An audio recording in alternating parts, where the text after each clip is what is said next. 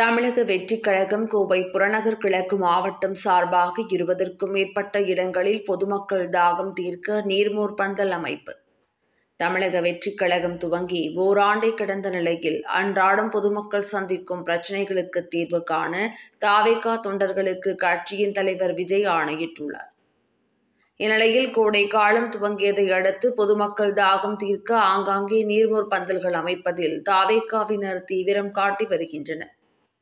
தமிழக வெற்றிக் கழகத்தின் தலைவர் தளபதி ஆணைக்கிணங்க அகில இந்திய பொதுச் செயலாளர் முன்னாள் சட்டமன்ற உறுப்பினர் ஆனந்த் அறிவுறுத்தலின்படி கோவை புறநகர் கிழக்கு மாவட்டத்திற்குட்பட்ட பகுதிகளில் சுமார் 20க்கும் மேற்பட்ட இடங்களில் நீர்மோர் பந்தல்கள் அமைக்கப்பட்டு பொதுமக்களுக்கு மோர், தண்ணீர், பழங்கள் வழங்கப்பட்டன. அதன்படி முதலாவதாக ஒண்டிப்புதூர் கதிர்மில்ஸ் அருகே அஸ்வின் ஏற்பாட்டில் அமைக்கப்பட்ட நீர்மோர் பந்தலை கிழக்கு புறநகர் மாவட்ட செயலாளர் பாபு திறந்து வைத்தார். இதனைத் தொடர்ந்து புறநகர் கிழக்கு மாவட்டத்திற்குட்பட்ட சுல்தான்பேட்டை, இருகூர், இடையர்பாளையம், கண்ணம்பாளையம், சாமலாபுரம், முத்துக்கவுண்டன்புதூர், கருமத்தம்பட்டி என 20க்கும் மேற்பட்ட பல்வேறு பகுதிகளில் அமைக்கப்பட்ட நீர்மோர் பந்தல்களை கிழக்கு புறநகர் மாவட்ட தலைவர் பாபு திறந்து வைத்தார்.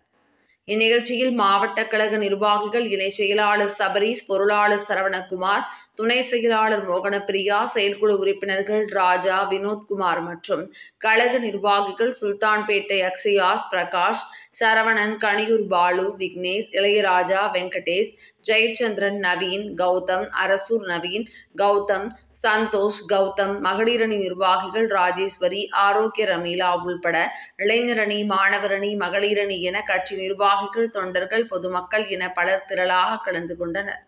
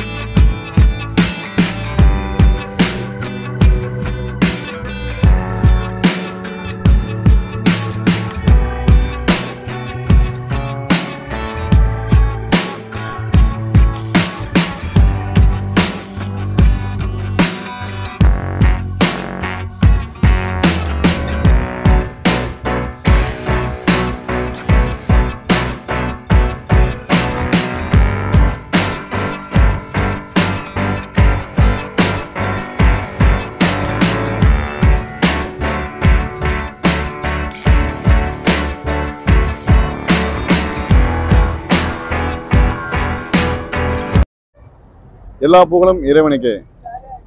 தமிழக வெற்றிக் கழகத்தின் சார்பில் தளபதியின் ஆணைக்கிணங்க மாநில பொதுச் செயலாளர் அவர்களின் அறிவுறுத்தலின்படி கோவை புறநகர் கிழக்கு மாவட்டம் சார்பாக அஸ்வின் அவர்களின் ஏற்பாட்டில் இன்னைக்கு கதிர்மில்ஸ்